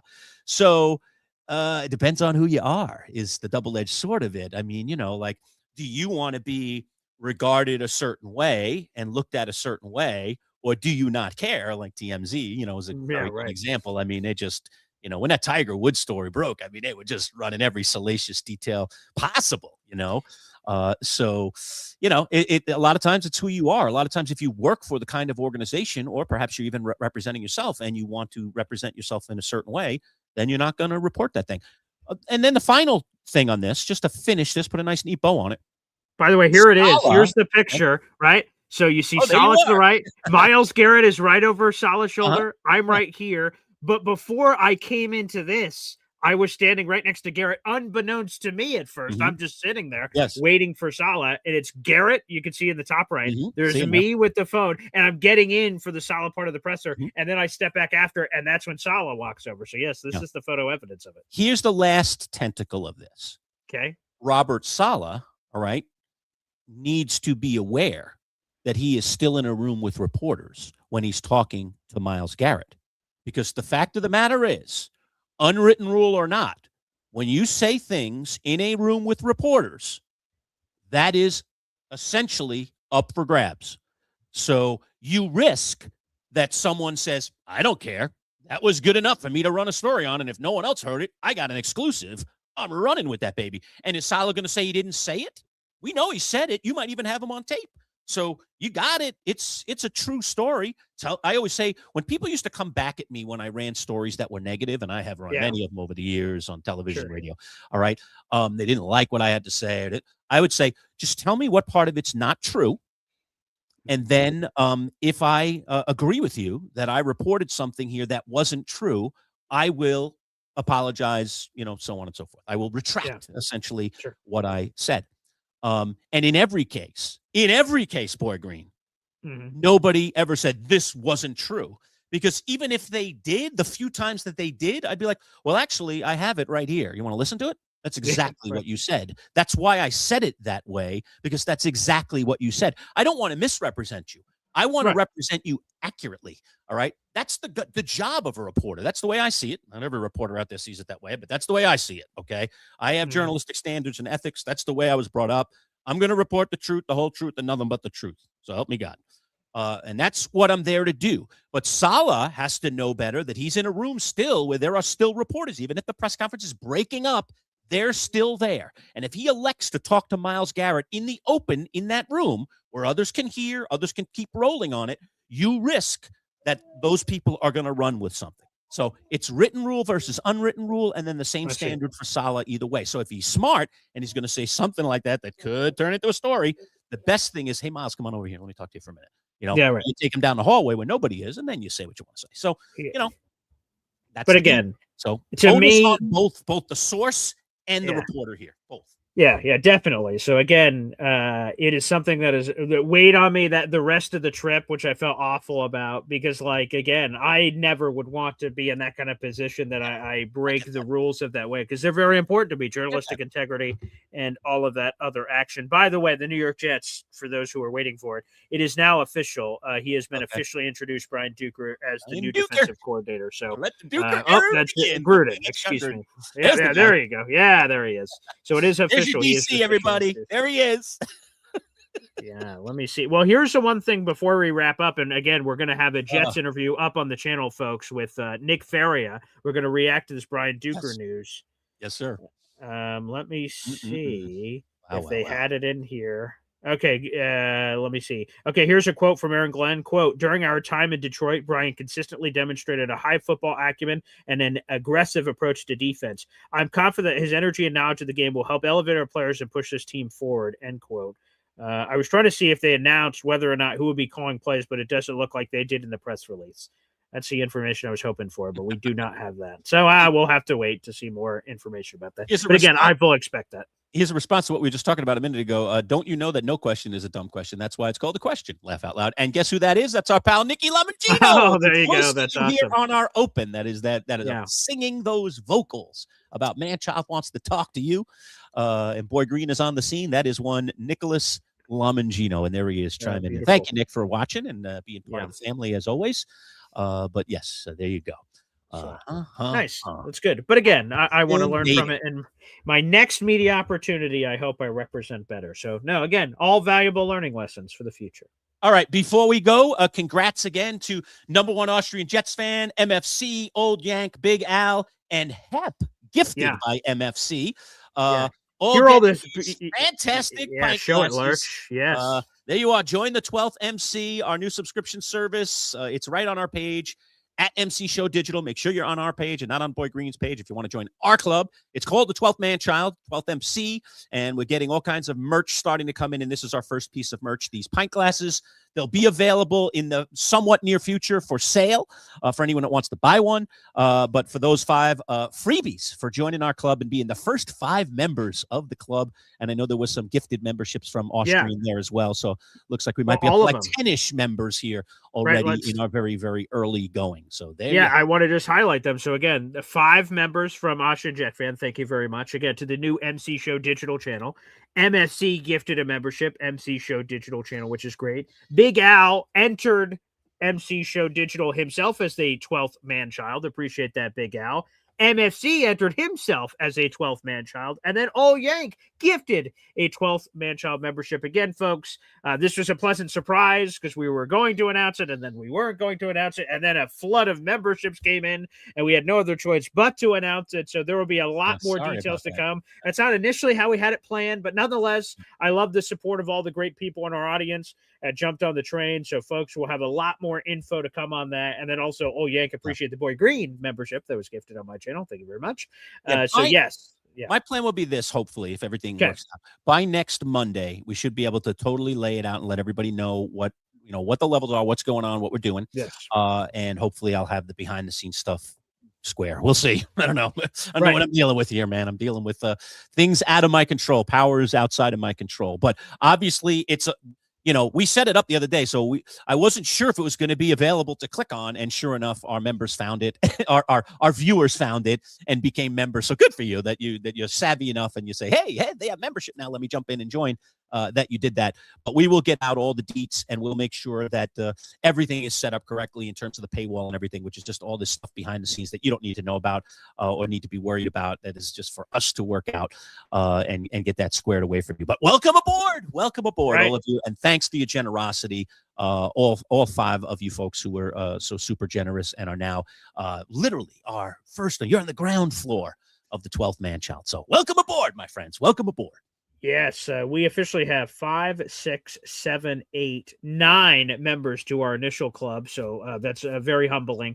And again, if you guys want to join the 12th Manchild, if you go to our main YouTube page, I'm looking at it as a non-Manchild show guide just to see what it looks like. Okay. You will see that it says right next to the subscribe button is a join button. If you click that join button, it pops up and shows you the 3 levels that you can join. There's 12th Manchild, there's Diehards, and there's Hall of Famers. Again, more on that later. But if you would like to join, that's how you do it, and make sure you do it. So if you're watching on our main YouTube channel, you can find it that way. Or if you click into any of our videos like this live video right now here on the channel, you'll see a join button right next to the Manchild Show with Boy Green Digital. So no matter what, hopefully we get a lot of new members, and we have some exciting stuff cooking up for the future here, Lurch. All right. So there And you go. real Hey, quick, look at this. Before we go, did you see Paul Beatty popping in there? Yeah. 100%. Too. Paul Beatty, another Yes. one of our former interns. He helped us out at the fantasy draft one year as well. Yes. Great guy. Go Hawks, boys. I guess he's on the Hey. Seahawks. We are too. So we're all in concert, Paulie. We're all in concert. We all want the Seahawks. Some clarity. It's not, I guess he's on the Seahawks. He's a diehard Seahawks fan. He was wearing a Steve Largent jersey around the radio station. So Yeah. I remember, Paulie, and I want you to know this. Right. Only one of us on set here believed in Sam Darnold, picked Seattle throughout the playoffs and things of that nature. And by the way, spoiler alert, that was me. So, okay, we'll see. Lurch apparently is on the Seahawks bandwagon now that they're playing the Patriots. But, yeah, right. you know, I Paulie, like know. the Seahawks. I just don't trust Darnold. That's my problem. It's not about not liking the Seahawks. JSN was on my fantasy teams, as you know, boys. In one case, I traded for the guy. In the other team, I got the guy. I drafted the guy. I was on from the very, very beginning of it, my friend. So I like the Seahawks. Like that defense, too. Wish I had that defense as my defense. I bet you do. Yeah. Had a pretty good year, that defense. My goodness. I'm sure the fantasy points were pretty good on that Seahawk front in terms of D. And last thing here, folks, for the audience, we have 500 people in the room, which is tremendous. So no matter where you're watching, make sure you show your support. I'll throw it up here on the channel. Join the growing army. We have lit up on subscribers after surpassing 500. The numbers continue to grow. It is youtube.com/@MCShowDigital, or simply search for the Manchild Show Boy Green Digital on YouTube and hit the subscribe button, baby. We will have, who the hell is Brian Duker? Great question. We're going to find out. Nick Faria, beat reporter from JetsXFactor.com, will be joining us here in just a few minutes. We'll upload that interview as soon as we finish it. So, folks, we'll have the latest on Brian Duker, the New York Jets' new defensive coordinator. The team just announced it in an official press release to make it official. So we will learn more about him and the rest of the crazy happenings around the New York Jets here in just a matter of minutes, folks. So make sure you guys stay tuned for that. Yes, we will not get the rage of Asman today. He is down at the Senior Bowl, but Jake will be back with us in the upcoming weeks. But he's on assignment here, I think, the next couple of weeks. So we'll have him back. But Faria jumping in for him, and we really appreciate it. And we will break down this hire hot off the presses, just as we started this thing. All right, BG, I guess it's a sign-off time. If you have a final thought, throw it out there. Again, I see that we're getting immediate comments. Justin Ferrocho, member of the Boy Green Coffee Club, appreciate that. Brian Duker, another defensive backs coach. Again, I say this. I think it's again, Duker is not a sexy name. I'm not going to pretend it is. I didn't even know who he was until 48 hours ago. Hey, Brian Duker, who the hell is that? Yesterday, I wrote a full column about him when he did a virtual interview with the Jets. I'm like, oh, he's an interesting name. And then they hired him seconds before we went live. So I'm not pretending that Brian Duker is a big name. But what I am saying is it's less about Duker, more about AG. While they apparently did not make it official in the press release, I fully expect that AG is going to be calling plays for the team this year, and people are going to argue and debate whether that's good or bad. To me, I respect the fact that he's going to be calling it, and we'll see where it goes from there. So my final thoughts is hold on to the rope. Faith is a word Dino Babers used to say a lot around here. That is belief without evidence. There is absolutely zero evidence that Jets are going to turn this around, but believe, and maybe they will. All right, final comments, Boy Green. I know I usually give you the last word, but how about CBW? The Duke. He's already got a nickname. That's I love funny. that. Yes. Great one here. Bud used to say this to me all the time. Less than a month till pitchers and Hey, catchers. You know, when you there you get go. disinterested in things, you just start talking about baseball's coming up, and we'll get into that. And then finally, we'll end it with William saying, "Go Mets!" So There you go. It's been a hot January for the we Mets. go. It's terrific. Fantastic. Thanks for the high level of participation today, folks. We always appreciate it. Again, if you're not a subscriber, youtube.com/@MCShowDigital. And the floodgates have been open on our memberships as well. We'll talk in detail about them next week. I promise you. And we'll have our little chime. All right. We will decide what our sounder will be. We will be ready to go to give you a nice little boo. All right. If you jump in and become one of our members and help support our channel. That'll do it for now. Nick Faria coming up in a little bit for all you Jets nuts. You definitely want to tune into that. We'll release that video as soon as we're done with it and get it posted for you right on our website again at MC Show Digital. We'll see you folks. Take care. You're the best.